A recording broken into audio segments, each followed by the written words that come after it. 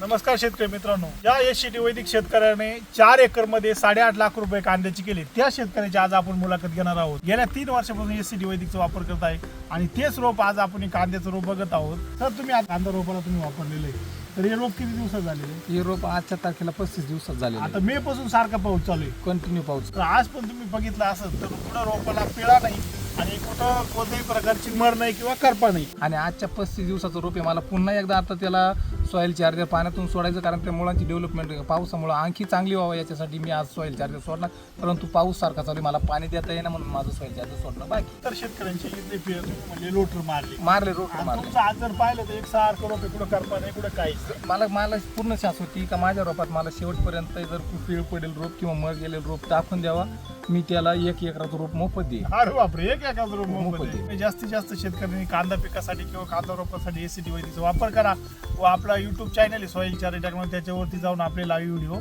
बघू शकता. धन्यवाद.